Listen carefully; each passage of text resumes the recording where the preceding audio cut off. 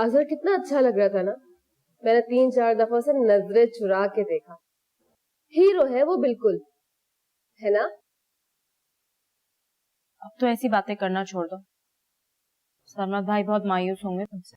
अरे सरमद बहुत broad minded है, और किसी अच्छे इंसान की तारीफ करना तो अच्छी बात है। अजहर वाकई एक अच्छा लड़का, लेकिन सना उसके साथ बिल्कुल भी अच्छी नहीं लग रही थी। तुम एक दफा फिर सोच लो मिनाल। सब कुछ खत्म हो चुका है। ये मैं ही नहीं बल्कि अजहर भी मुझसे कह चुके हैं कि उन्हें मेरी कोई परवाह नहीं है। क्या? मैं नहीं मानती, यकीनन कोई गलतफहमी होगी। अरे मामू, आप अब तक सोए नहीं? नींद नहीं आ रही थी, सोचा थोड़ी देर तुम दोनों के साथ चल के बैठ जाओ। अच्छा किया मामू, बैठे ना प्लीज।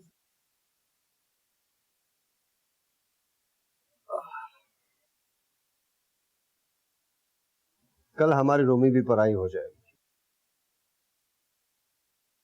उसके बाद एक दिन तुम भी।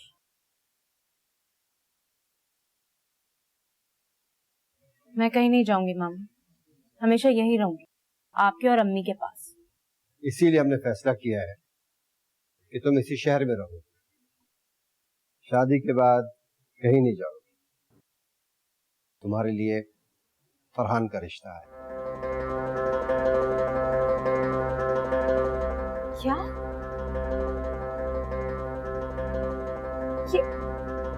ये आप क्या कह रहे हैं मामू?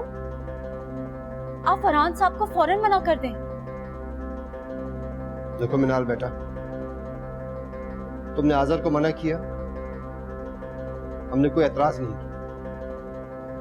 शायद कुदरत को तुम्हारा और फरहान का साथ मंजूर है, तब हमारे न चाहने के बावजूद वो बात खत्म हो गई थी। लेकिन अब की बार बेवकूफी मत करना। मुझे और आयशा बाजी को रिश्ता मंजूर है। देखो मिनाल, आजर को मना करने की वजह कुछ भी हो, तो फरहान को मना करने की कोई एक वजह भी नहीं तुम्हारे पास। अपनी खुशकिस्मती की कदर करो, फरहान ने खुद रिश्ता भेजा है। रूमी ठीक कह रही मिनाल, हम जैसे मिडिल क्लास के घरों में अच्छे रिश्तों का आना ही बहुत हैरत की बात होती है। आयशा बाजी इस वक्त शुक्राने की नफल अदा कर रही है, बहुत खुश है। उनकी खुशियों को बर्बाद मत करो। मैं तुमसे दरखास्त करता हूं। माम, ये आप क्या कह रहे हैं? मैं भी शादी नहीं करना चाहती। मैं आपसे कह रही हूँ ना, आप प्लीज फरहान को मना कर। और अम्मी को तो आप समझा सकते हैं, वो आपकी बात सुनती हैं।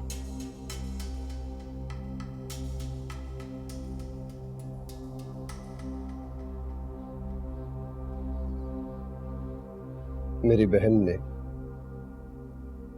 बहुत दुख और महरूमियां देखी सारी उम्र, बड़े दुख झेले उसे।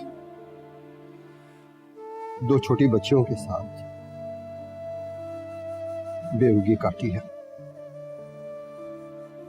छोटी छोटी खुशियों के लिए मैंने उसे तरसते देखा है। तुम दोनों उसने पाला पोसा बड़ा किया, सारी दुनिया को समेट कर तुम दोनों तक महदूद रखा है उसने।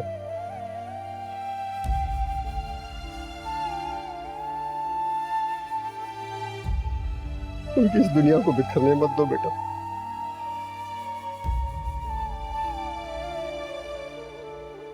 बहुत खुश है वो,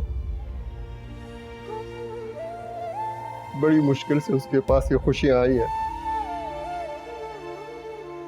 अगर ये खुशियां वापस चली गई फिर वो ये बर्दाश्त नहीं कर सकेगी बेटा। मैं अम्मी से खुद ही बात करती हूँ।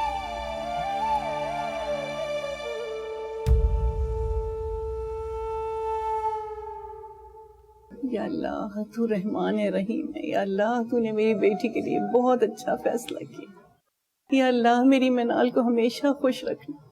मेरे परवरदिगार तेरा शुक्र है मेरे मालिक, तू गफूर रहीम है मेरे मौला। मेरी बेटी की किस्मत अच्छी करना, उसका नसीब अच्छा करना।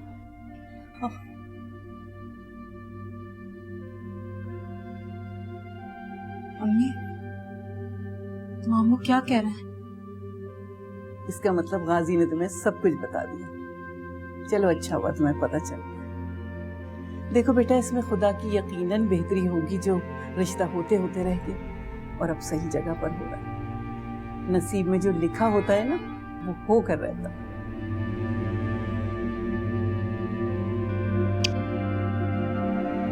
अम्मी, मेरा दिल बहुत बेचैन हो रहा है, बहुत अजीब सा महसूस हो रहा है मुझे। होता है बेटा, ऐसा होता है। माँ बाप का घर छोड़कर दूसरा घर बसाना बहुत मुश्किल है, और माँ बाप के लिए भी बेटी को रुखसत करना आसान नहीं होता, लेकिन करना पड़ता है। माँ बाप की तो बस यही दुआ होती है कि बेटी इज्जत और आबरू से रुखसत हो जाए। हर इंसान पर यह वक्त आता है कि खुशी और गम दोनों एक साथ होते। गम तो आर्जी होता है। बस अपनी बेटी को ससुराल में खुश देखकर माँ बाप भी खुश हो जाते हैं। तुम सोच नहीं सकती कि आज मैं कितनी खुश हूँ। मुझ गुनाहगार पर भी अल्लाह ने करम किया है।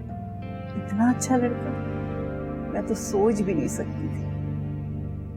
अल्लाह तुम्हें हमेशा खुश रखे। अम्मी, मैं आपसे कुछ कहना चाहती हूँ। बस आज कोई दूसरी बात नहीं, आज मैं दिल खोल कर खुश होना चाहती हूँ। इस खुशखबरी ने तो लगता है कि मेरे अंदर जिंदगी भर दी। अब मुझे कोई दुख नहीं। लगता है किस्मत ने अजाला कर दिया मेरे दुखों का। देखा गाजी तुमने, दो खुशियां एक साथ मेरे घर में उतरी हैं माशाअल्लाह।